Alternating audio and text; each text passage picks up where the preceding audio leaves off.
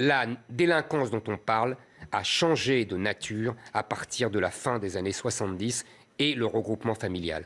À partir du moment où les enfants de l'immigration maghrébine et africaine sont venus d'Algérie, du Maroc, d'Afrique, ça a changé de nature. La délinquance a tout de suite pris une autre tournure dès la fin des années 70. Vous savez, pour écrire mon livre « Le suicide français », je m'étais plongé dans la presse des années 70.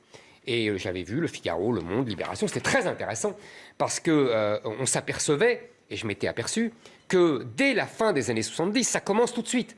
Il y a tout de suite, au départ, c'est les vols de radio qui frappent les gens. On vole les autoradios. Et ça scandalise évidemment les gens de catégorie populaire, hein, qui ont une petite voiture et qui sont tout contents d'avoir comme luxe l'autoradio. Ça commence comme ça. Et après, de plus en plus de vols, de plus en plus de trafic de drogue, de plus en plus de viols, de crimes, etc. Il y a un basculement. Alors, on reste toujours avec les mêmes concepts datés. Ce n'est pas l'ordonnance qui est datée, c'est les concepts. Si vous voulez, comment on nous explique ça? On nous explique ça soit par le social, ah, ils sont pauvres, donc ils ont... Voilà. Soit par le psychologique, ah, ils sont malheureux, enfants divorcés, enfants de machin, etc. Bon. C'est que si c'était le cas, il n'y aurait pas cette uniformisation de l'origine des gens qui sont des jeunes délinquants. Il y aurait dans les quartiers pauvres des lointaines villes, des ch'tis ou d'autres qui seraient terriblement délinquants. Il y en a, mais ils sont ultra minoritaires. Et c'est une énorme part. Alors, évidemment, il y a toujours des exceptions individuelles, je suis tout à fait d'accord avec vous, des deux côtés.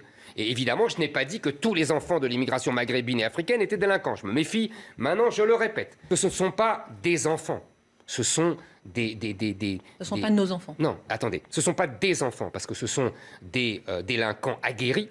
Ce ne sont pas nos enfants, parce qu'ils ne se reconnaissent pas comme nos enfants.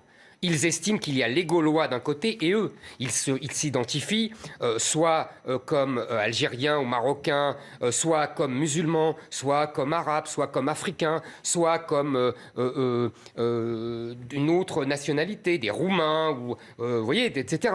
Mais ils ne se reconnaissent pas comme nos enfants, ils ne se reconnaissent pas comme Français. Donc c'est ridicule de vouloir de les approprier comme Français. Et en plus, après la protection, c'est pas à nous de les protéger. On a à se protéger d'eux. Et si vous voulez, si on veut sortir de l'analyse marxisto-freudienne, psychologique et sociale, moi j'en livre une autre. Je pense que nous avons au contraire une analyse historique à mettre en œuvre et à développer. Je m'explique.